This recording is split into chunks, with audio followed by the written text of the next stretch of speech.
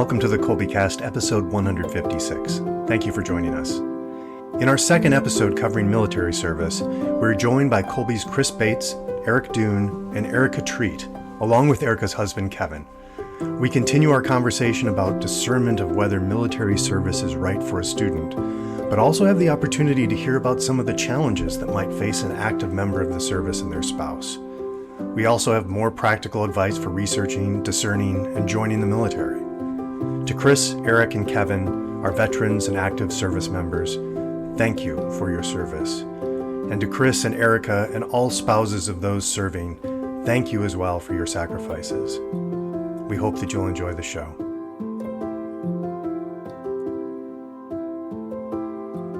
Hi there, I'm Bonnie, liturgical musician, popcorn and podcast fanatic, and Kolbe homeschooling mom to 4 lads and lasses of middle and high school age. And this is Stephen, homeschooling father of 5 and director of development for Kolbe Academy.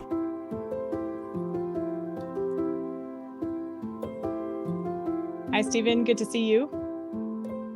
Hi, Bonnie. It's nice to see you as well. Thank you. We had a good conversation in our last episode. I'm wondering what your thoughts about that, where we were discussing military service after Kolbe.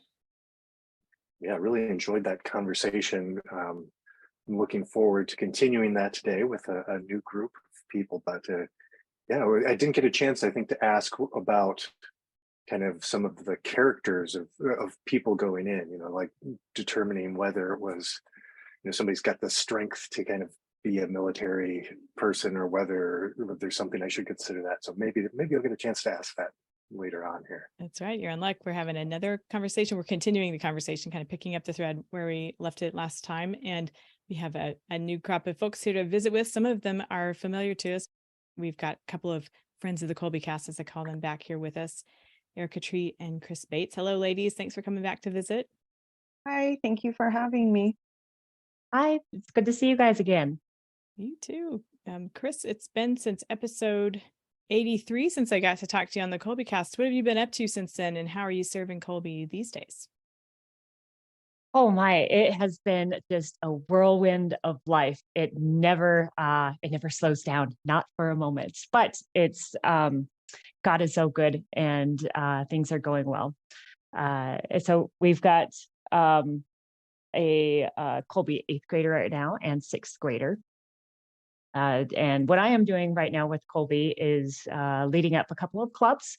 I handle the baking club for 3rd through 8th, as well as sewing and yarn club, which is basically 3rd through high school. So those are a lot of fun. And I am doing the Iowa testing, the standardized testing for Kolbe. So okay, lots of busy stuff. I can vouch for the baking club. We've had some deliciousness in our house thanks to the baking club, and testing as well. We had a good experience using the testing services you guys provide, and talked about that back on that episode 83. Erica, you've been on the Kolbecast here more recently. Episode 125 was your last visit, but since that time you've taken a little bit of a trip. Would you tell us a bit about that? Sure. Our family has a college student who's studying abroad this semester in Italy.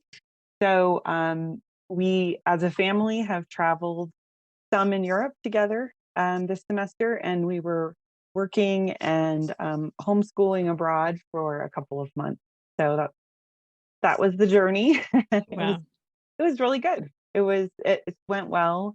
It was something we were able to do through remote work and with homeschooling. So that was, when you have an idea like that, you don't always know if it's going to work out, on a practical level, but it did. Sometimes the time zones were a little tricky, but overall it was great. And we got to see and learn a lot of things in person in really meaningful ways that you can't always get out of a book. So, and Kevin actually came over for part of it too. And he and my son were doing their own journey through the churches of Rome and all of that. So it was really cool. And one day I asked my son at the end of the day, what was your favorite part of the day? And they ate a lot of gelato. So I was pretty sure he was going to say gelato. Yes, understandably. Gelato explorations around the city. But he said all of the churches. So I was like, oh, that's really cool. So it was a good family experience, and there were a lot of pilgrimage elements to it, and a lot of nice historical things that we got to see in person that we've read about in the Kolbe curriculum. We got to go to Delphi and see those places in real life. It was neat. Amazing. Whenever I would check in with you, because I have the privilege of getting to visit with Erica off and on throughout the week on various things, and I'd be like, "Where are you today? Where are you now?" And I was thinking of the "Where in the World is Carmen Sandiego?" The original. Thank you. That had the theme song going and everything, but was replacing it with Erica's name. So, yeah. So I'm glad you had a great time and all of that. Glad you got to do that. Yeah, it was really good, and it was fun. It was great too with Kolbe because I was still very connected to the team and very involved in stuff. So we didn't feel like we were just out, floating in the world. That's neat. Well, in typical Bonnie fashion, I have taken off, gotten ahead of myself, and I want to take a minute to stop and introduce the rest of the folks here on the conversation with us. We have Erica's husband, Kevin Treat. Welcome, Kevin. Hello, it's nice to meet you. Thank you. It's nice to meet you too. Happy to be here. Thank you. I want to find out some more about you here in a second. I also want to introduce Erik Duhn, one of Kolbe's asynchronous teachers. Hi, Erik. It's nice to meet you. Hi, glad to be here. Thanks for having me. Sure. Thanks so much for coming. Kevin, let's start with you. Tell us about yourself and your military background. Sure. So let's see. Born and raised in Phoenix, Arizona. Went to school in Southern California, did ROTC, Air Force ROTC. I actually applied to the Air Force and the Army, and I never heard back from the Army, and the Air Force basically paid for my whole tuition to a private school. So that was an easy decision. And then after graduation, I was basically going to do one assignment and then grow up and get a job. And 22 years later, I'm waiting to grow up and get a job, but at some point I'm going to have to do that. So 22 years in the Air Force. I've deployed to Iraq with the Army. 2007, I was a missileer in Montana for a few years. I've done a lot of Air Force analysis and worked at the Pentagon doing future conflict analysis and Air Force concept development. And I've also taught at the Air Force Academy in the math department, and that's where I'm currently at, teaching in the math department. And it's been an interesting ride, but it's been a lot of fun. Erik and I have been married for almost 25 years, where I think we're about a month away now. We got 2 beautiful boys, and it's been a lot of fun. Wonderful. So what was it that drew you to the military?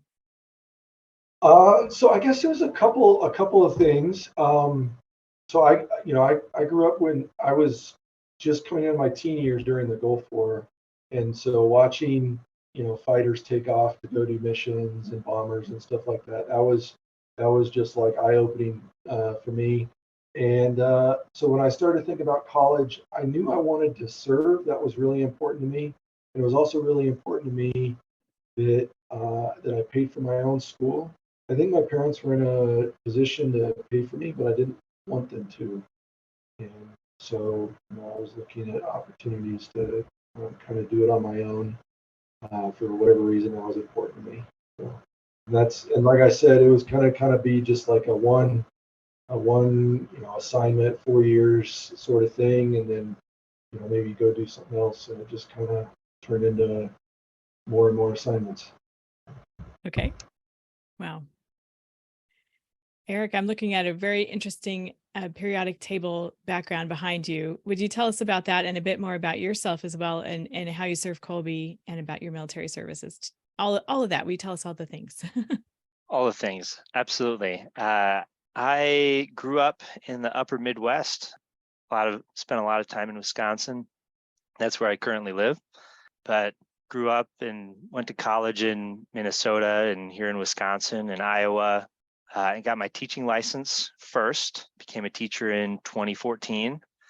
Went back and got my master's. And in that whole process of trying to find out who I am, part of being a teacher is service. And so when I hit 30, I thought, I better get into the military if I ever am. And so I joined. I enlisted in the Air Force. I'm in the Air National Guard, so I'm on the Guard side, reserve side. And Kevin, you're in the active duty side. I'm currently a weather officer, so a staff weather officer. I forecast for the Army and stuff, and I've forecasted for F-35s and F-16s and some big exercises and some small exercises. While I was getting out of my training and getting back into teaching, I stumbled upon Kolbe while I was listening to relevant radio. And I just thought, hey, I should throw my name in the ring. And I was an online teacher for chemistry. That's why I have a big periodic table behind me. Last school year, and then this school year, I decided to take some stuff off my plate on the Kolbe side because I'm going back for my doctorate. So just all of the things coming together, and they said, well, would you like to be an asynchronous teacher? And I said, absolutely. So that's kind of my little spiel. Could you tell us just a little bit about the asynchronous courses? We've had a couple episodes about that. I'll dig those up for the show notes, but tell us a little bit more from your perspective, what that means when we say asynchronous. Sure. So the Kolbe actually offers a lot on that side. There's the Self-Paced Plus is what I work with mostly. Students come in and the coursework is all there already. All of the study notes are there for them. These are the things you need to read. These are the things you need to study. These are the quizzes you need to take. And then when they take an exam, I step in and I grade the exams. The self-paced program is all of that without me stepping in for the exams. But there's also a homeschool component where students can sign up and say, or parents can sign up and say, I can't grade a chemistry exam. I wouldn't know where to begin. And they can submit work and I'll step in and I'll grade that. All right. Good deal. Okay. Well, we'll include in our notes some more about those programs for families who might be interested in that. Okay, so Chris, we talked to your husband, John, on the last conversation, and I'm so glad you're able to join us for this conversation. You've talked a little bit about your military service in previous conversations with us, but would you tell us again about your own service and how you got, what attracted you to it, how you got there, and more about that? Well, straight out of high school, military was not on my mind. I went straight to college. Had a few recruiters try to speak to me during college, and I thought 4 years sounded like an enormous commitment. When you're young, 4 years sounds like a long period of time. So that was definitely not in the front of my mind. After college, had a few good jobs, owned my own business in 9/11, and that spurred my interest into trying to join. I attempted to join shortly after that winter. I was medically declined. Continued to have that conversation with the recruiter. A year later, I was able to get picked up, went through MEPS, and since I had a college degree, I was able to enter the Army. I was able to enlist as an officer candidate. So since I did not go through ROTC, I wasn't going to a specific academy, I still had the option to be an officer. So I went through basic training, all of that.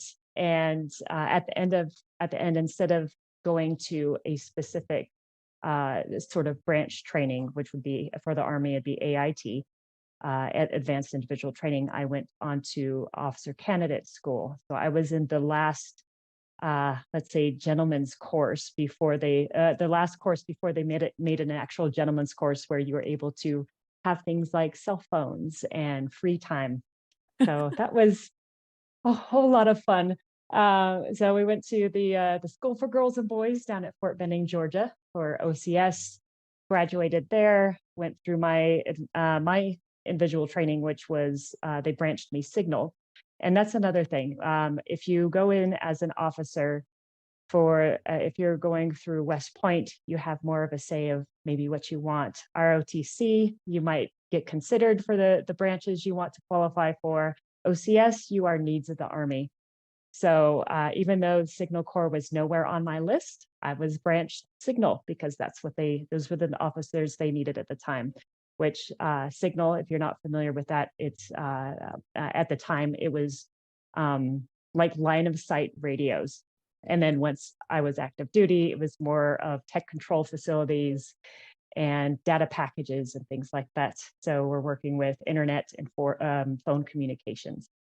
So after my Signal course training, I went through airborne school and off to Germany to a unit that was about to deploy. And that's where I met John.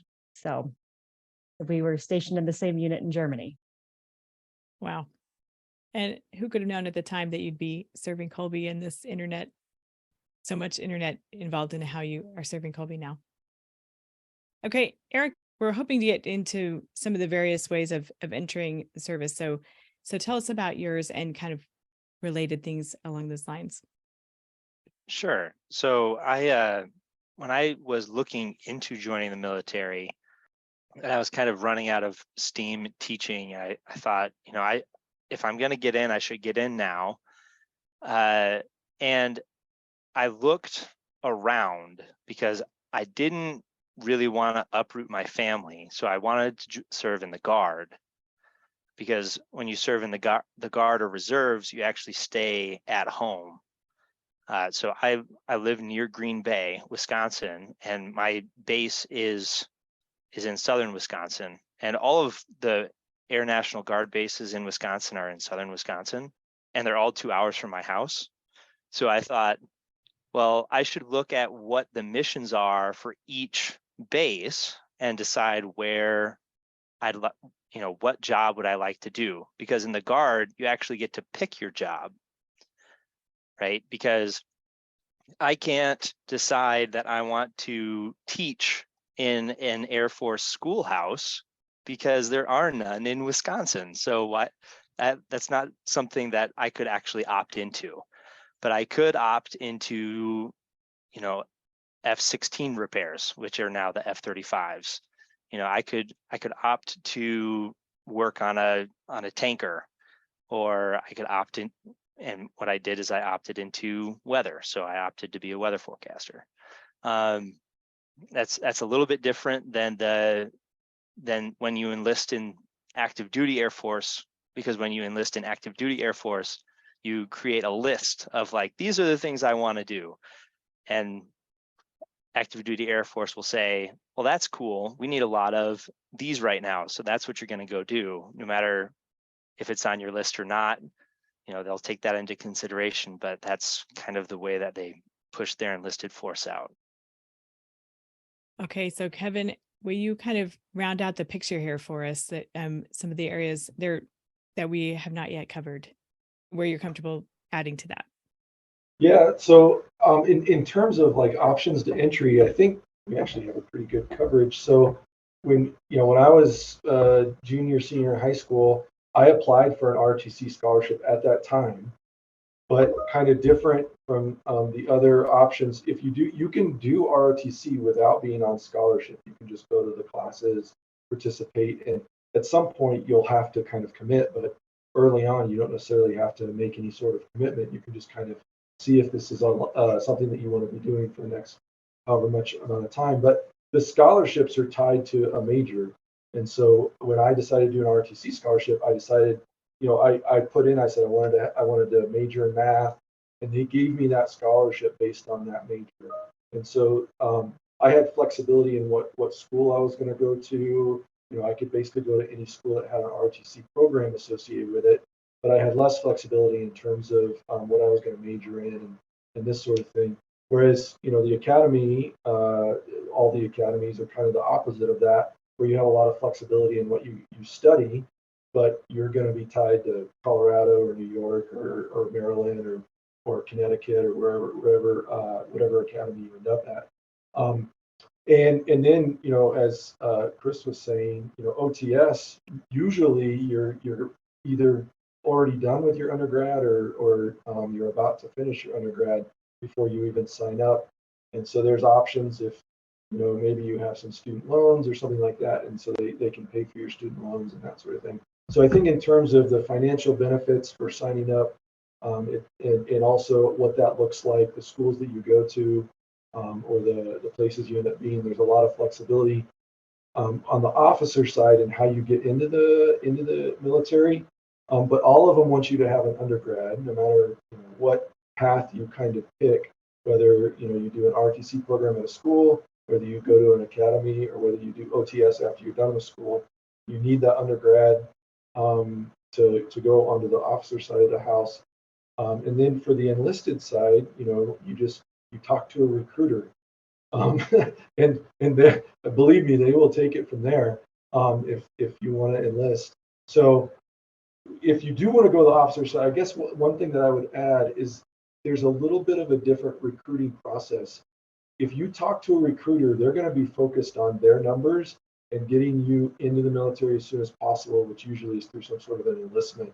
Whereas if you want to do something that's a little more long-term, like going to an academy, going to RTC or whatever, then you need to make sure that that's clear when you're talking to a recruiter, so that they connect you to the right people. Because sometimes that can be a little harder to navigate. But hopefully that gives a kind of a wide range of, and as Erik pointed out, when you enlist, you give them kind of the jobs that you're interested in. They'll give you a laundry list. They'll want to know, how you did in high school and your athletic level of achievement, and these different things that they can kind of measure you and see how good a fit you are for particular jobs, for particular services. At any rate, like the different services, they kind of have their own personalities. And then the career fields within all the services kind of have their own personalities as well. Is there a best way? I mean, if you're going to pick one, is it pretty much up to your needs and interests? I think needs and interest is a great way to start. I knew personally, I knew what I wanted to do, a general idea of what I wanted to do, but more of what I did not want to do. And that kind of helped narrow it down. If you go to the military websites, they do have like matchmaker questionnaires on there now to be like, hey, I want to do something in science, but it'll be branch specific. So if I wanted to see what science jobs there are in the Army, I wouldn't go to the Air Force website, right?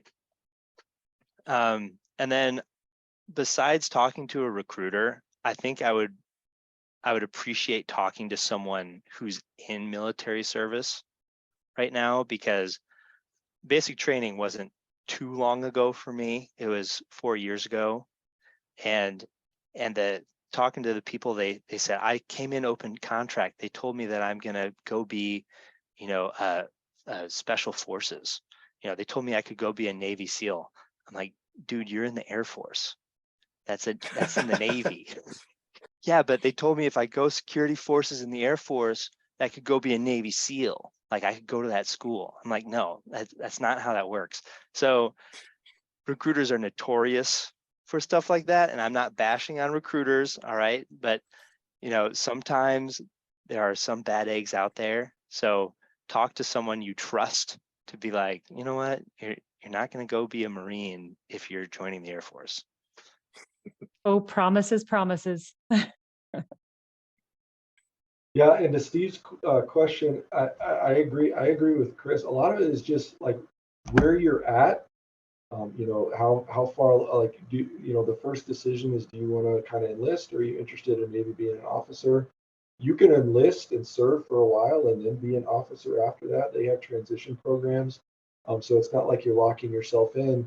But, so you kind of make that decision point first. And then, there's varying amounts of flexibility as well. So I went to a small Christian school that was 40 minutes from Huntington Beach. And I still, was able to do the Air Force sort of thing, which is a very different environment than what I teach in right now in, Colorado Springs at the base of the Rockies, in a very military environment, 24/7. And I would not have done well in this environment, but there are a lot of kids, that's exactly what they're looking for. Somebody to make sure that they make their bed every morning and wear the right uniform in the right way, and have a lot of that structure and that sort of thing. So I think there's a lot of options available.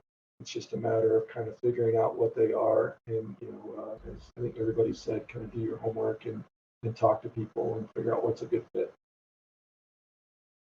And sometimes if that's not your personality, if you're not the type that can get up early or even make your bed, if you are, if you're open-minded, sometimes that is the person that you become. So if you allow yourself to be molded and trained, then the military, the armed services can be fantastic for that. It can take a very undisciplined person and put them on the right path.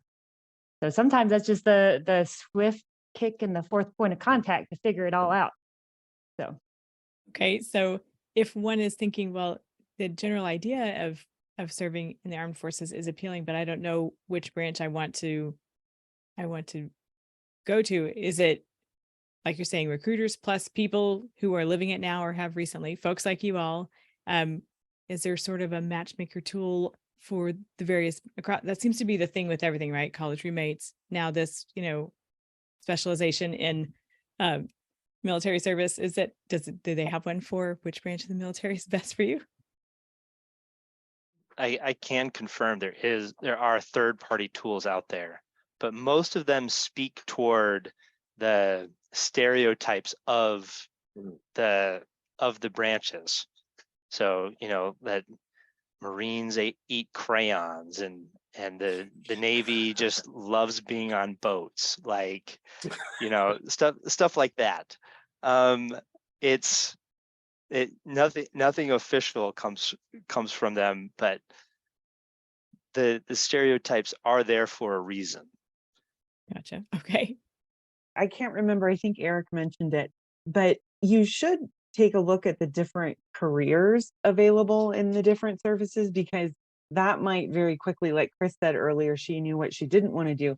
Sometimes that can make things very clear. Or you do want to do something specific and only the Navy has that. Well, okay, sounds like you want to go to the Navy. Yeah. So that's what Okay. I would say. If you're looking at branches, see what kind of career options there are. Okay. So I also think, like, I've deployed with all the services. I've done a lot of joint work with all the services. And from an officer perspective, I think that some of the stereotypes break down. I've been to Marine Corps training.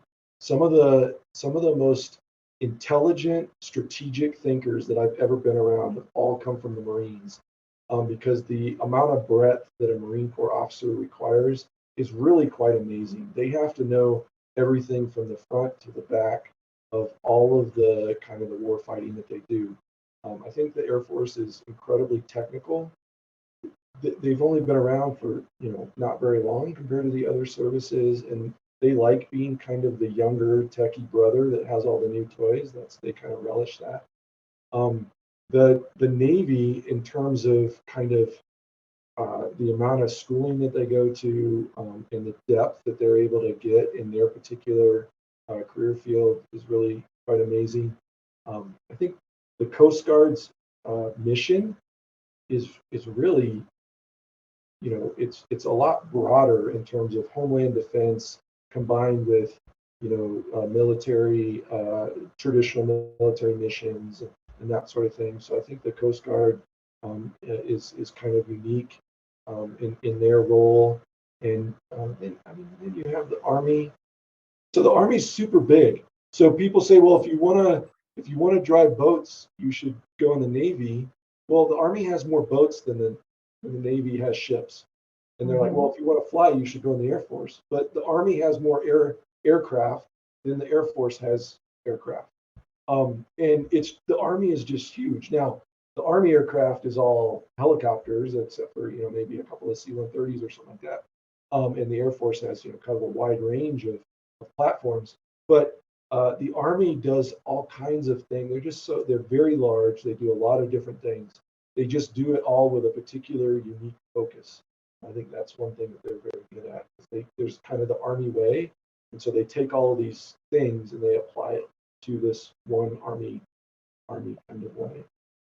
No, and that is true. There are such a variety of different branches and jobs available in the Army. And that's the thing. If you get into the armed services, you don't have to stick with if you start on one path.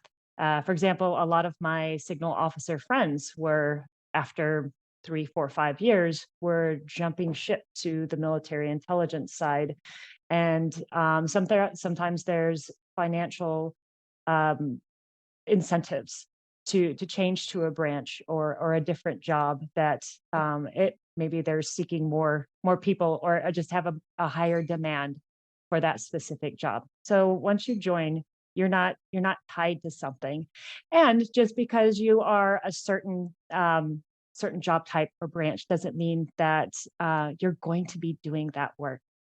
So like John is a great example. He might have been an ordnance officer, but that was not what he did for the Army. He ended up doing a lot of the think tank stuff and a lot of the heavy thinking for the Army.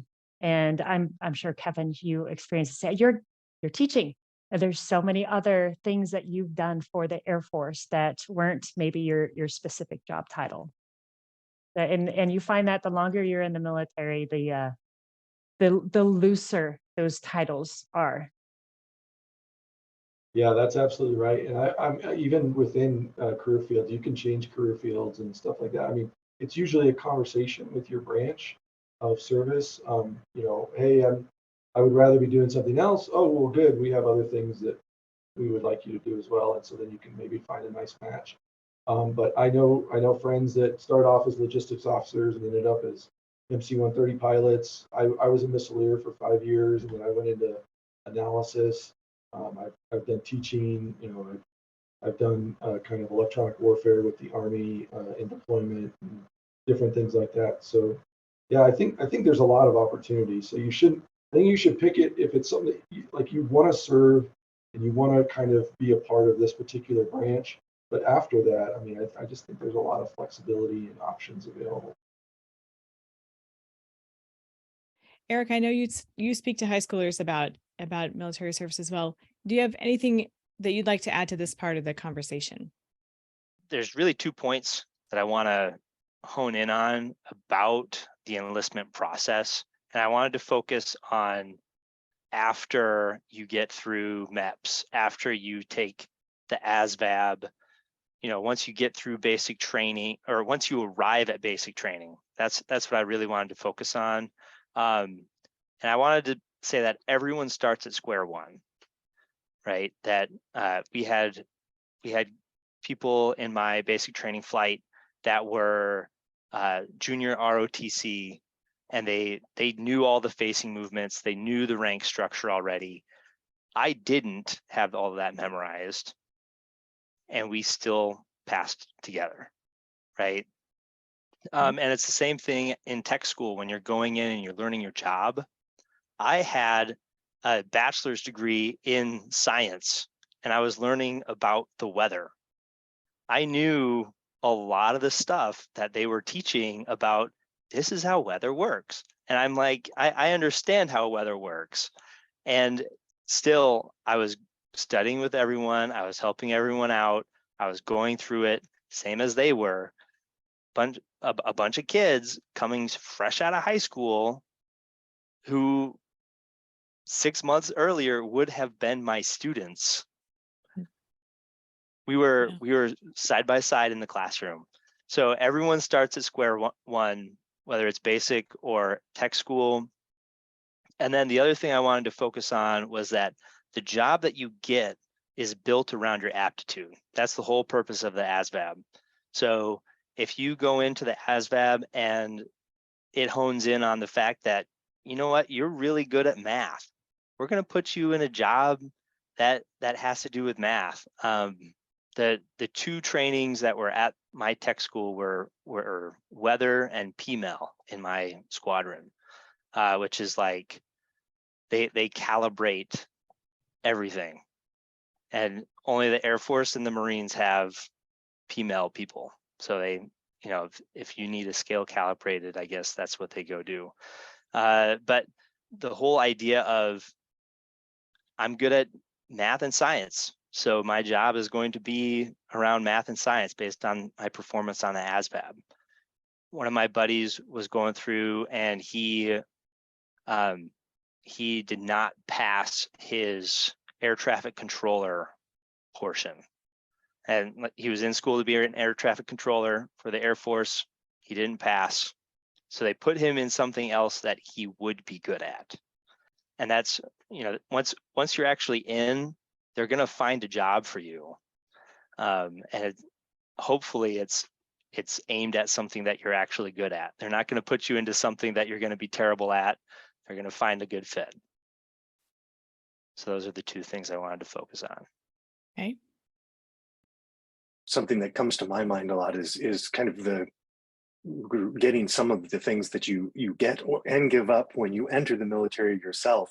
You know, I've seen a lot of, well, the military spouses that I've known, or the young women that I've seen get married and to the person in the service already, and I think, wow, you know, lots of small kids, and their husband can be gone for months at a time, and it seems like, you know, they do it, they're remarkable, but it seems it takes us knowing what you're getting into there to commit to that. So, and there's something like that, at least for me, that I'd be curious to get more perspective on from thinking about joining or thinking about marrying somebody who's joining, or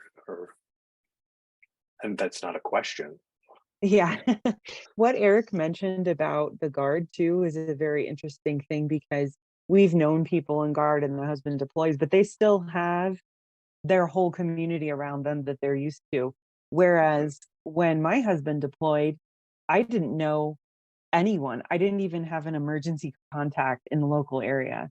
And we were a very long distance away from our families. So that's one sort of difference if you're looking at reserve versus active duty. And then also certain career fields and certain branches deploy a lot more than other branches, and that's an impact. And then also just in general with family life, it's very rare to be stationed near your extended family. So your kids don't grow up with their grandparents around, their cousins around, and you as a family unit don't have that larger support network. It does, on the other side of things, make for a much more close-knit immediate family. So that's one benefit, I suppose. Yeah, I think, I mean, from the service member's perspective, I think it's important that you realize when you have a family that anytime you say yes at work, you're committing your family to whatever that is, and that you're not just saying yes for yourself. And then, you know, there are many times that Erica and our boys have just had to take one for the team, not because the Air Force is trying to do anything particular to them, but because the Air Force is telling me that I have to do something, and it's not really a conversation, right? So, I mean, I've missed anniversaries and Christmases and birthdays, and you know, I've been gone for long periods of time, and you know, all those sorts of things. And you know, sometimes I've had a say in some of it, but many times I haven't. And so when you do have a say, you need to make sure that you're you know, giving your inputs from a family perspective and not from, you know, an individual or a career perspective. And then the family just they just have to realize that they're serving just as much, and it's sometimes in the harder ways, because a lot of times their service is a little more of a silent service.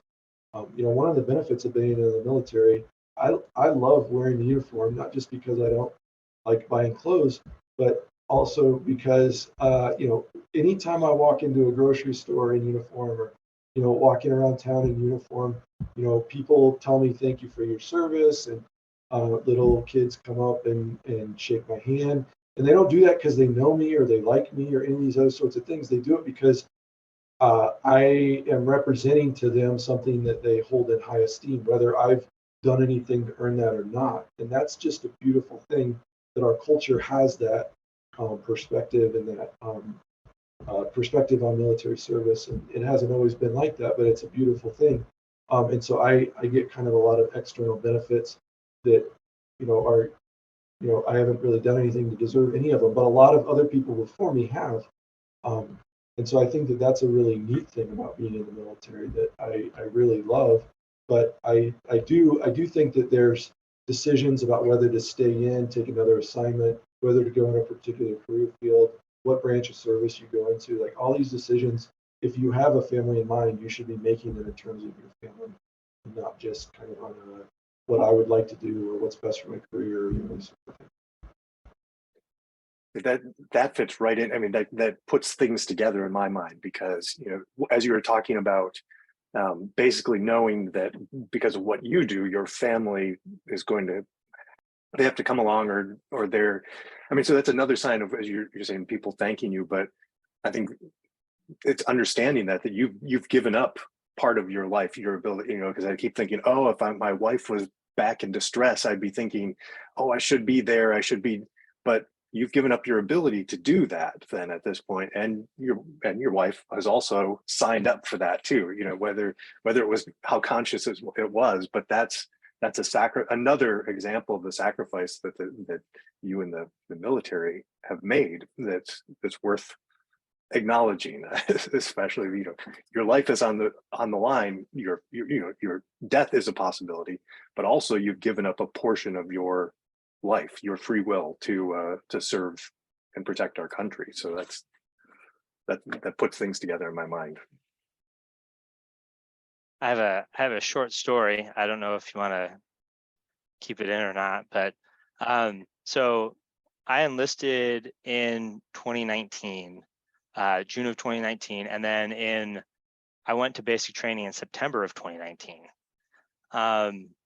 Now, one thing that I've noticed is a difference between Guard and active duty is that on the active duty side, they do have support structures in place, in case, if my roof caved in, I have had, like, me as the service member, I get shoved down my throat, like, this is the number that you call, like, these are the people, this is the office, you call them, and it's a group of military spouses. But in the Guard side, we didn't have any of that. And so 3 weeks into my 8-week basic training, my mother-in-law died. And shout out to the American Red Cross, because my wife contacted the American Red Cross, and I can't remember if it's 1 or 2 hours after my mother-in-law passed and my wife contacted the Red Cross, I got the notification.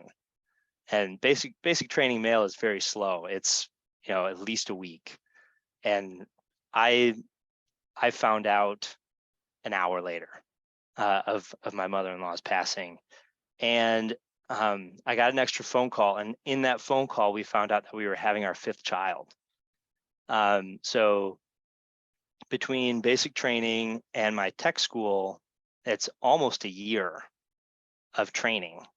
And I was in training for almost 2 years initially. So it was, I missed my son's birth, and I missed my mother-in-law's funeral.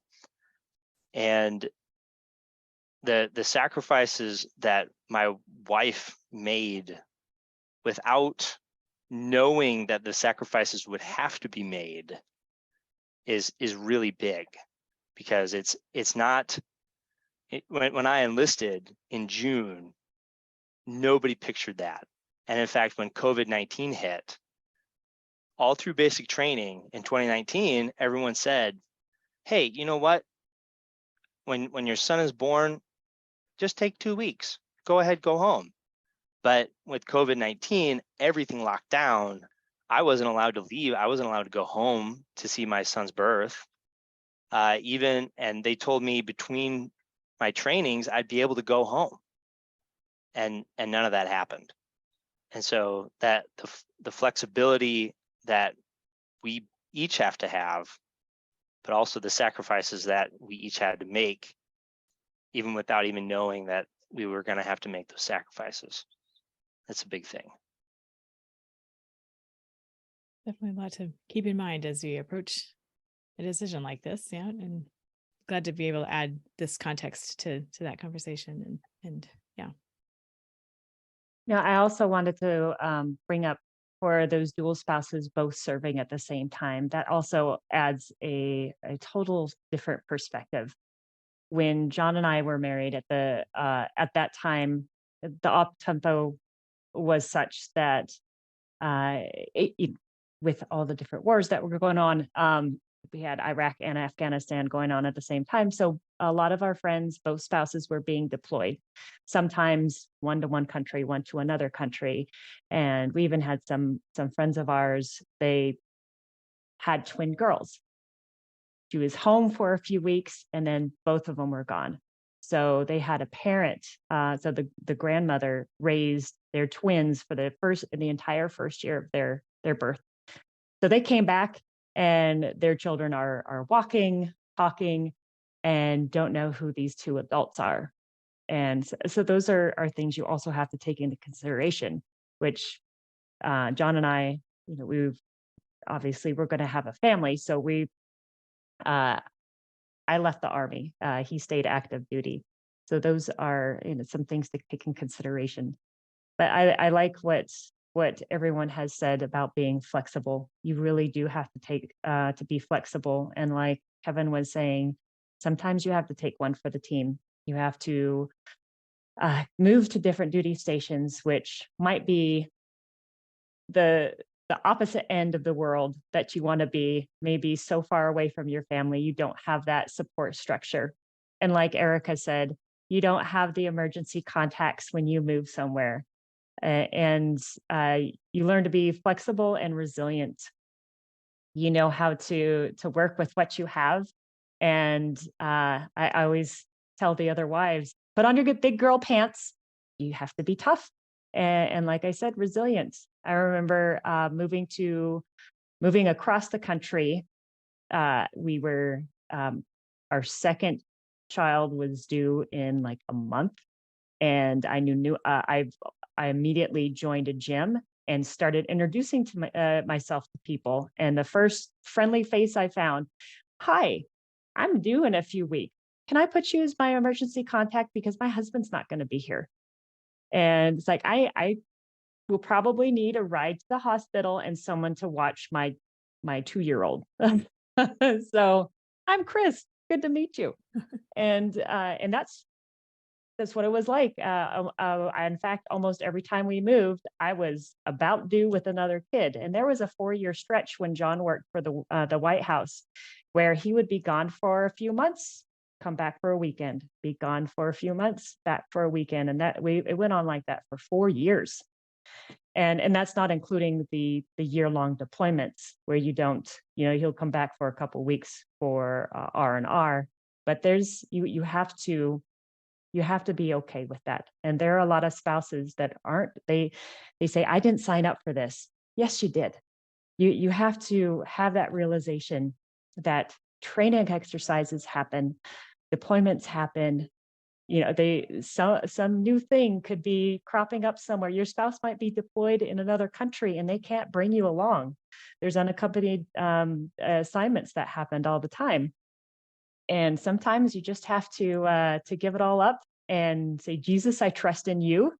And spouse, we've got this. And take on whatever responsibilities you have, because that active service member, in order for them to do their job properly, they need to know that everything is okay at home too. Because if things are falling apart at home, they're not going to be able to do their job right, because they're going to be worried and caring about what's going on with their spouse or their children.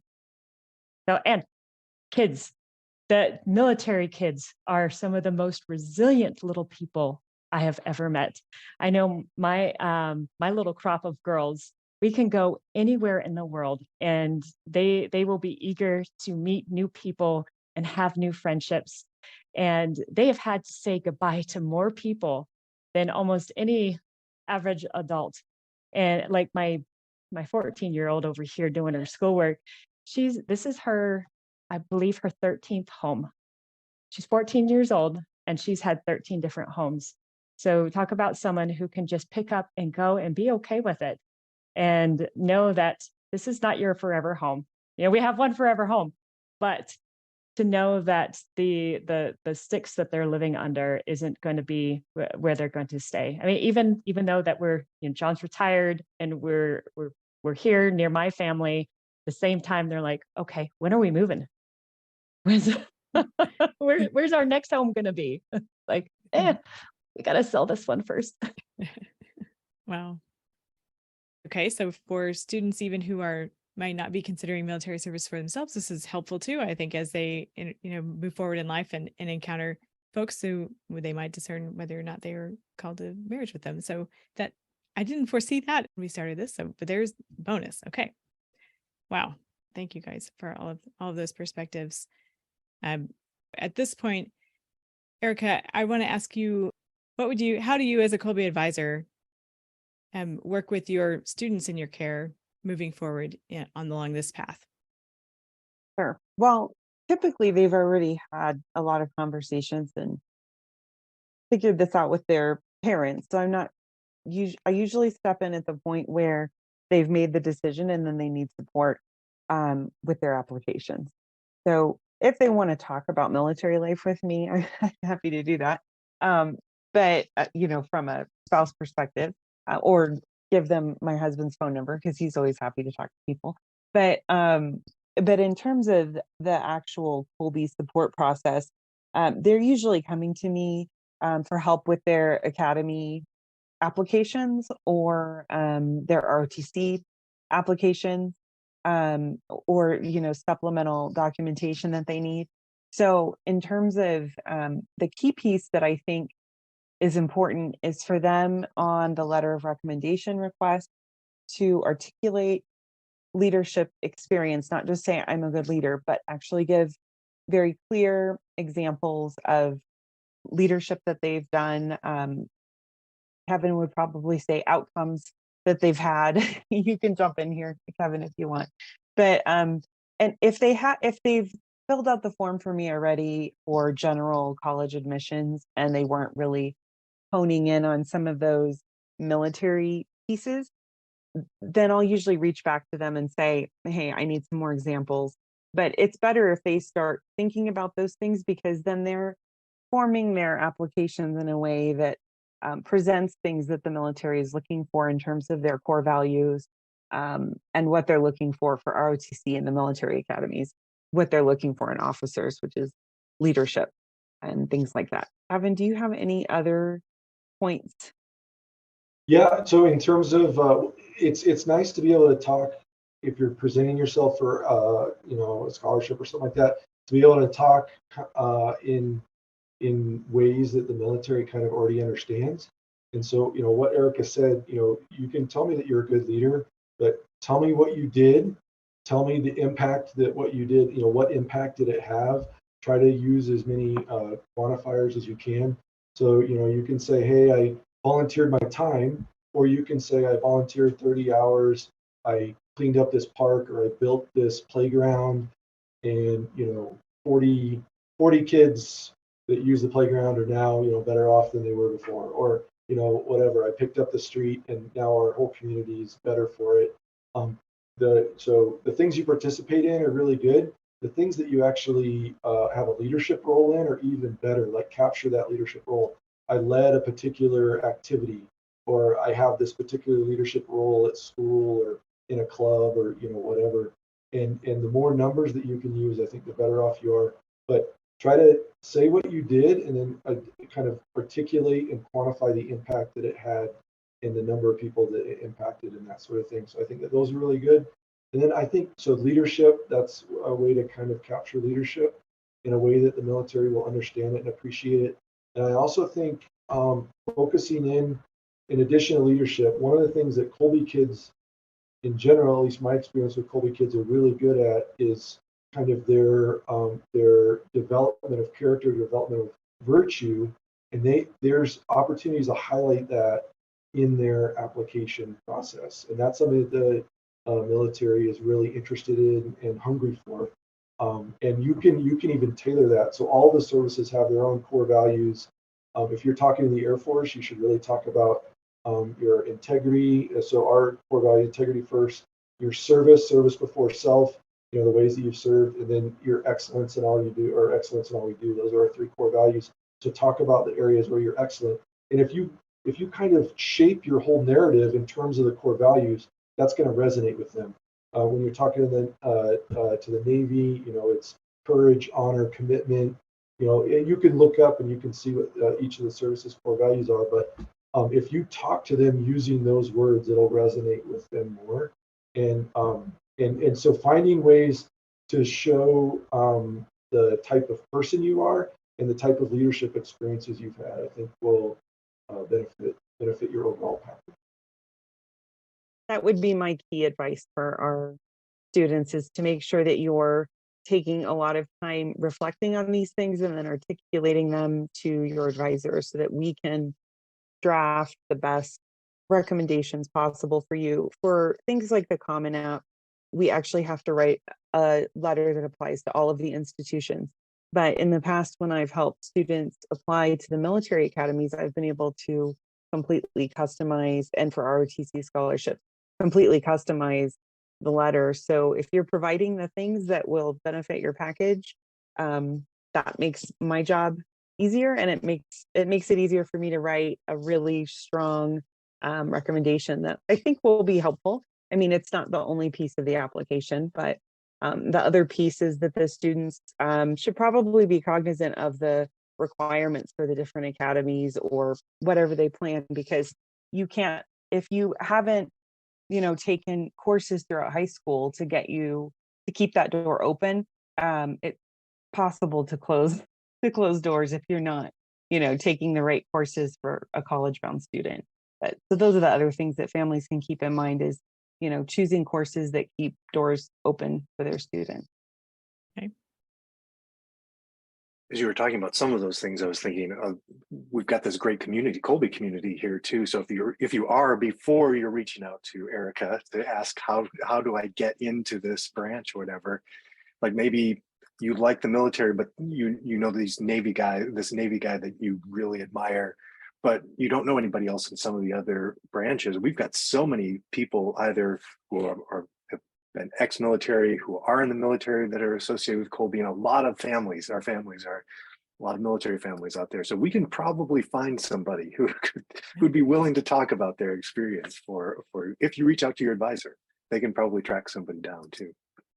Yeah, that's right. Here's another example. In case folks didn't realize that this would be something to talk to the advisors about, seems like we discover a lot of these things along the course of these conversations. Like, here's something else to talk to the advisor about that might not have been apparent initially. I really wouldn't have maybe considered that, but here it is. Okay. Well, this has been a superb conversation. So much to think about. We're very grateful for the time you've taken to come talk to us, as well as the service that you've given over a long period of time, each of you in various ways.